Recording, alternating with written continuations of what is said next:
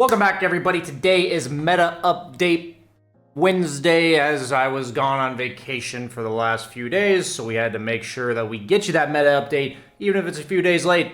So today, what I'm going to be talking about is something that I have done every single patch, which is creating a hero grid for me to draft from. So what I'm going to be talking about is basic level of my approach to drafting in pubs, and then the pool of heroes that I'm choosing in the carry role in 7.33c. So, to lay the foundation, in the meta updates leading up to this, we've talked about everything being universal heroes recently. The reason why is because they buy these early stat items, bracers, wraith bands, crowns towards an Atos, and they just hit for like 120 damage.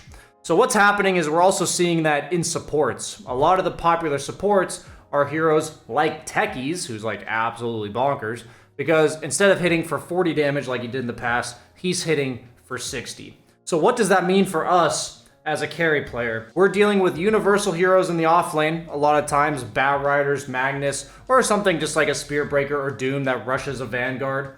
And they are clicking us a lot. That's it. They are hitting us with right clicks.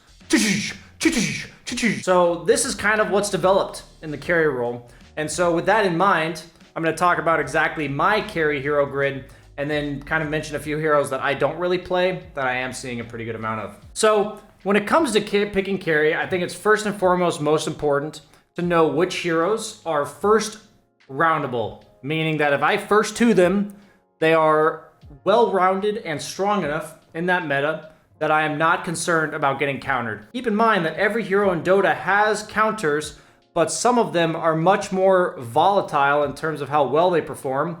A higher variance, the matchups that are bad are worse, and the matchups that are good are better. And those heroes will oftentimes be later in the draft. So right now, if you look at my carry, 7.33 here, I have Wind Ranger as number 1. She's the best universal carry right now, followed up by Magnus. So if you think about all the universal heroes, and we move the webcam over, we see all those universal bad boys there. All the heroes that farm and right-click primarily, those two are the best. You know, there's heroes to consider like Venge, Marcy, Mirana, but I think they're just strictly worse than these two. So they're first roundable because they both have survivability to ganks. They can go a bunch of stat items in lane, and Wind Ranger is almost impossible to bully out of lane, and then Magnus can just hit up the jungle whenever he so chooses. So that's what makes these two heroes first roundable. I'm of the opinion that if you're trying to win optimally in drafting, those are the only two carries you can first pick. So the next set of carries, if you're looking at them, I have DK, Jug, Slark, Bloodseeker. Let's start with those four. What I like about all four of these heroes is that they have built-in sustain, Slark, albeit at level 6, that can withstand the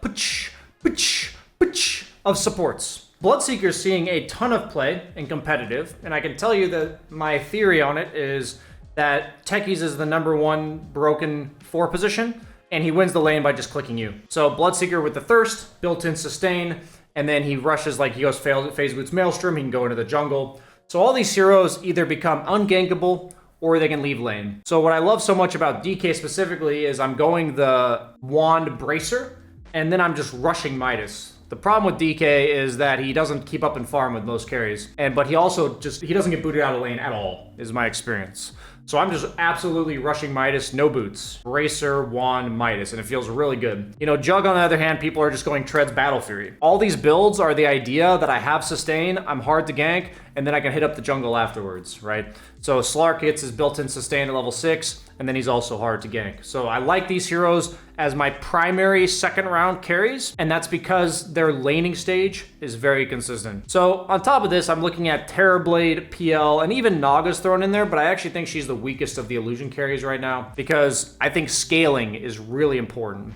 And out of all the illusion carries, I think Naga has the least late game presence past like 35-40 minutes out of the 3 illusion heroes. And what's so good about all these illusion heroes is sometime between level 4 and 6, they can hit up the jungle as well. They're also relatively hard to gank because they're all high movement speed, or in PL's case, he has Doppelganger.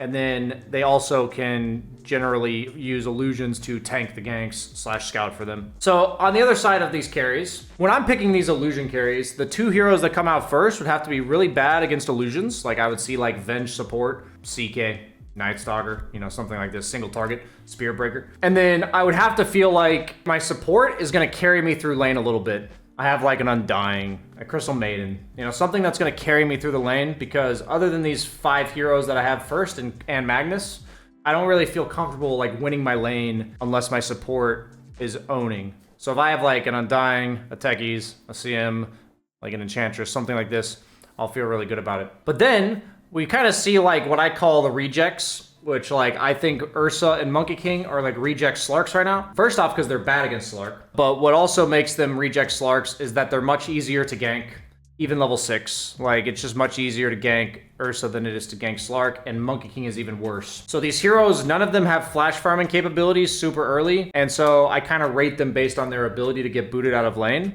and how early they participate in the game. So Ursa's generally go Battle Fury and then one item to participate.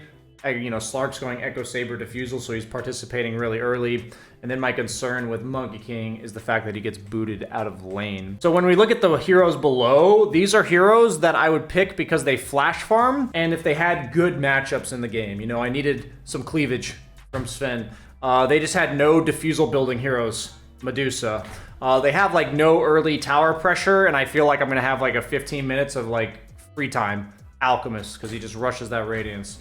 And then heroes like Wraith King I would maybe consider against like Faceless Void, single volley of spells. But all of these heroes are only 10th picks that I would be like, this is a sick game for those heroes. I would probably add Anti-Mage in there. And for some of you, you might think of heroes like TA, if you really like playing them. But what I'm generally avoiding on carry, I've said this time and time again, is heroes that are easy to boot out of lane.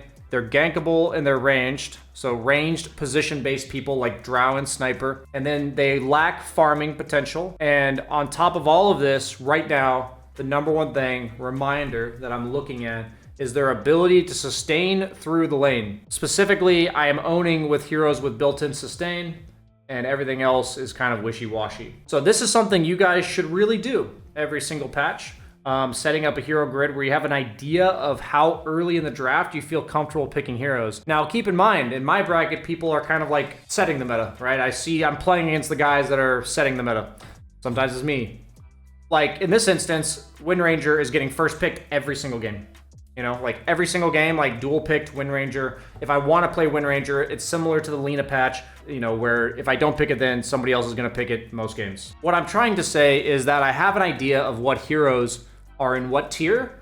And then, for instance, say Wind Ranger was in my second round of the draft last week.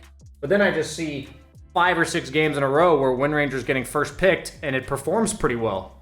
I'm like, huh, this hero must be higher value than what I'm giving it for. This is how I approach drafting right now. And I think it's actually really fun in pubs to like kind of have your mental tier list that you're now displaying in your hero grid and then adjusting it. And this allows me to kind of keep tabs on what I think the meta is. And so it also means that I can start theory crafting which heroes would be more situational based on the fact that they're good against the heroes that I put higher up in the tier list. So like I mentioned, Slark being the best lane dominating carry in terms of like killing a hero through Vanguard, that puts Ursa and Monkey King lower on the list for me, because they don't particularly match up well against Slark. So I hope you guys are able to make a grid of your own. A lot of you have told me that you kind of rely on me to make the grid. But keep in mind, I don't even have Magnus on here. And I feel like the way I love to play DK may not work for everybody.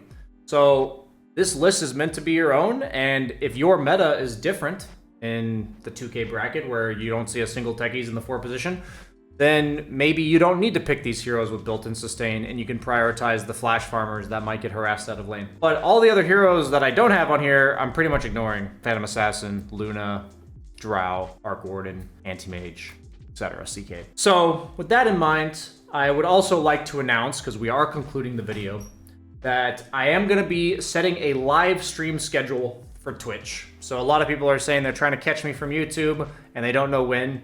And I'm letting you guys know that for the foreseeable future, Monday through Friday, 9 a.m. CET to 3 p.m. CEST, which 3 p.m. is right when my videos come out. So it's the 6 hours prior to when this video came out that you will be able to watch me Monday through Friday.